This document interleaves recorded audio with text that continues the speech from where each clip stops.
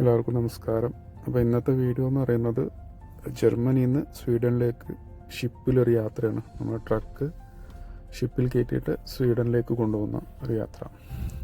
നമ്മൾ ആദ്യം തന്നെ ഹോട്ടലിലെത്തിയതിന് ശേഷം വണ്ടി പാർക്ക് ചെയ്തിട്ട് നമുക്ക് കമ്പനി മുൻകൂട്ടി ബുക്ക് ചെയ്തിട്ടുണ്ടാവും ടിക്കറ്റ്. അപ്പോൾ നമ്മൾ ആ സമയത്ത് അവിടെ എത്തി നേരെ ചെക്ക് ഇൻ കൗണ്ടറിലേക്ക് പോവുക.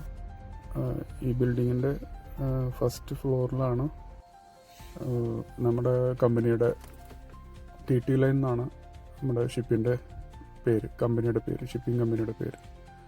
TT ലൈനിൻ്റെ ഓഫീസിൽ ചെന്നിട്ട് അവിടെ ഒരു സിസ്റ്റം ഉണ്ടാവും. അതിനകത്ത് നമ്മുടെ വേണ്ടപ്പെട്ട ഡീറ്റെയിൽസൊക്കെ അടിച്ച് അവിടെ ഒരു ചെറിയ മെഷീൻ ഉണ്ട്, അതിനകത്ത് ടിക്കറ്റ് വരും. ഇതാണ് ടിക്കറ്റ്. ടിക്കറ്റിനകത്ത് എല്ലാ ഡീറ്റെയിൽസും ഉണ്ടാവും. നമുക്ക് പോകേണ്ട ഡോക്ക്, നമ്മുടെ ക്യാബിൻ നമ്പർ ഇതെല്ലാം ഉണ്ടാവും. അങ്ങനെ ഞാൻ ബോട്ടിനകത്ത് കയറി ഈ ഫ്രണ്ടിൽ കാണുന്നതാണ് ഷിപ്പ്, നമുക്ക് പോകേണ്ട ഷിപ്പ് അതാണ്. അക്ക എന്നാണ് പേര്. അപ്പോൾ ഇവിടെ ഒരു ബാരിയർ ഉണ്ട്. ഈ ബാരിയറിൽ നമ്മൾ ടിക്കറ്റ് ആ ബാർകോഡ് സ്കാൻ ചെയ്ത് കഴിഞ്ഞാൽ മാത്രം അത് ഓപ്പൺ ആവുള്ളൂ. അങ്ങനെ ടിക്കറ്റ് സ്കാൻ ചെയ്തു നമ്മൾ ബർത്തിലേക്ക് പ്രവേശിക്കുകയാണ്. അങ്ങനെ നമുക്ക് ടിക്കറ്റിൽ ഏത് ലൈനിലാണ് നമ്മൾ വണ്ടി ഇടേണ്ടതെന്നുള്ള വ്യക്തമായിട്ട് എഴുതിയിട്ടുണ്ടാവും. 3 to 7, 3 തൊട്ട് 7 വരെയുള്ള ലൈനിൽ എവിടെ ഇടാമെന്നാണ് അതിനകത്ത് എഴുതിയിട്ടുള്ളത്. ഞാൻ 3ാമത്തെ ലൈനിൽ തന്നെ പിടിച്ച് തൊട്ടപ്പുറത്തെ ലൈനുകളിലൊക്കെ ഒരുപാട് വണ്ടികൾ കിടപ്പുണ്ട്. അങ്ങനെ എൻ്റെ ഊഴം വന്ന് ഷിപ്പിലേക്ക് എൻട്രി കിട്ടി. അങ്ങനെ താഴത്തെ ഡോക്കിലേക്കാണ് പോകുന്നത്. തൊട്ടപ്പുറത്ത് വേറൊരു ഷിപ്പുണ്ട്, അത് വേറെ ലൈനാണ്. അത് പിന്നെ ഇവിടുന്ന് തന്നെ ഡെൻമാർക്കിലേക്കൊക്കെ ഷിപ്പുണ്ട്. അപ്പോൾ നമ്മൾ ബെർത്തുനിന്ന് ഷിപ്പിലേക്ക് എൻ്റർ ആവുകയാണ്. ഈ ഒരു സ്ഥലമാണ് റാമ്പ് വന്ന് ബെർത്തിലേക്ക് വന്ന് ജോയിൻ ആവുന്ന സ്ഥലമാണിത്. അപ്പോൾ ഷിപ്പിനകത്ത് മാർഷലേഴ്സ് ഉണ്ട്. അപ്പോൾ അവർ പറയുന്ന പോലെയാണ് പിന്നെ നമ്മൾ വണ്ടി ഓടിക്കേണ്ടത്. അവർ കൈകൊണ്ട് നമുക്ക് സിഗ്നൽസ് തരും. അത് പ്രകാരമാണ് നമ്മൾ അതിനകത്ത് വണ്ടി ഓടിക്കേണ്ടത്. നമ്മൾ പാർക്ക് ചെയ്യുന്നതെന്ന് വെച്ച് കഴിഞ്ഞാൽ ഒരു ട്രക്കിന് പുറകെ തൊട്ടടുത്തായിട്ട് നമുക്ക് ഒരടി ഗ്യാപ്പ് പോലും ഉണ്ടാവില്ല, കഷ്ടിച്ച് ഒരാൾക്ക് പാസ് ചെയ്യാം. അങ്ങനെയാണ് നമ്മൾ വണ്ടി പാർക്ക് ചെയ്യുന്നത്. 3ാമത്തെ ഫ്ലോറിലാണ് നമ്മൾ വണ്ടി പാർക്ക് ചെയ്തേക്കുന്നത്. അപ്പോൾ ജസ്റ്റ് ഒരു ഫോട്ടോ എടുത്ത് വെച്ച് മറക്കാണ്ടിരിക്കാൻ.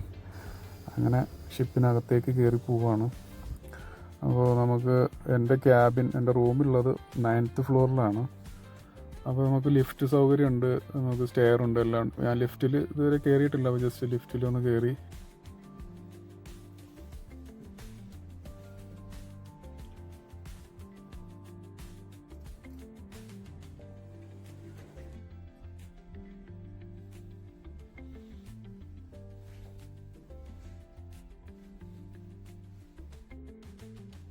അങ്ങനെ ഞാൻ 9ാമത്തെ നിലയിലെത്തി. എൻ്റെ ക്യാബിന് ഉള്ള അതേ ഫ്ലോറിലെത്തി. അത് കയറി ചെല്ലുമ്പോൾ നമുക്കൊരു 5 സ്റ്റാർ ഹോട്ടലിലൊക്കെ പോകുന്നൊരു പ്രതീതിയാണ് ഉണ്ടാവുക. കാരണം അതുപോലത്തെ എല്ലാ സെറ്റപ്പുകളും കാര്യങ്ങളും ഉണ്ട്. അപ്പോൾ എൻ്റെ റൂം അതാണ് 9th ഫ്ലോറിൽ 112ാമത്തെ റൂമാണ്. അപ്പോൾ നമ്മൾ ഈ പോർട്ടിൽ നിന്ന് തന്ന ടിക്കറ്റ് വെച്ചിട്ട് തന്നെയാണ് നമ്മൾ ക്യാബിനിലേക്ക് പ്രവേശിക്കുന്നത്. പിന്നെ ഒരു സ്വൈപ്പിംഗ് സിസ്റ്റമാണ്, നമ്മൾ ATM ഒക്കെ ഉപയോഗിക്കുന്ന പോലെ ഒരു സംഭവമാണ്. അപ്പോൾ ഇതാണ് എൻ്റെ ക്യാബിന്.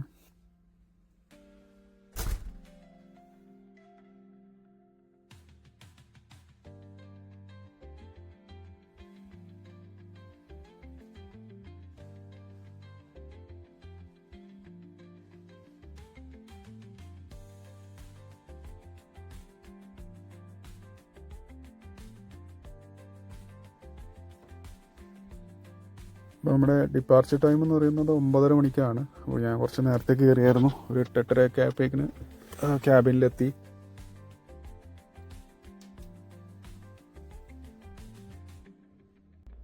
അപ്പോൾ ഞാൻ നല്ലൊരു കുളിയൊക്കെ പാസ്സാക്കി. നല്ല വിശപ്പുണ്ടായിരുന്നു. നമുക്ക് ഏകദേശം 10 മണിക്കൂറോളം യാത്രയുണ്ട്.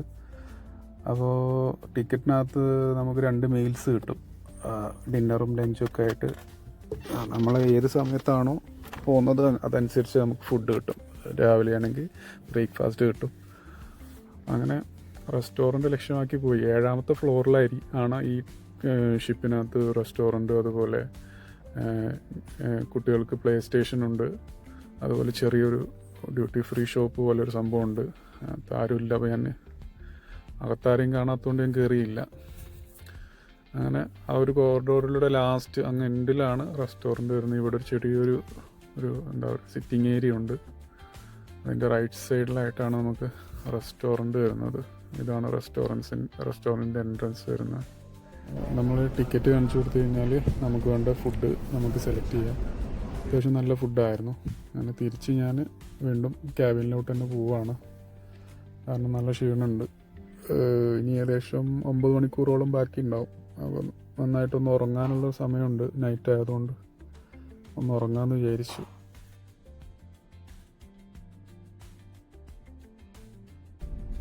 അങ്ങനെ 9:30-10 മണിക്കൂർ കപ്പൽ യാത്രയ്ക്ക് ശേഷം നമ്മൾ സ്വീഡനിലെത്തി. അങ്ങനെ ഷിപ്പ് ഡോക്കിൽ ബർത്തിലേക്ക് അടുപ്പിച്ച് നമ്മൾ പുറത്തേക്ക് ഇറങ്ങുകയാണ്. ഇതേപോലെ തന്നെ മാർഷലേഴ്സ് ഉണ്ട്. അവർ പറയുന്ന പോലെ പുറത്തേക്ക് ഉള്ള വഴി അവർ കാണിച്ചു തരും. അതിലൂടെ ഇറങ്ങാം. പുറത്തിറങ്ങി ഇത് അത്യാവശ്യം വലിയൊരു പോർട്ടാണ്. നമ്മൾ പോർട്ടിനകത്ത് തന്നെ ഒരുപാട് ഓടാനുണ്ട്. അങ്ങനെ ഓടി ലാസ്റ്റാണ് ഇതിൻ്റെ ഔട്ട് ഗേറ്റ് വരുന്നത്.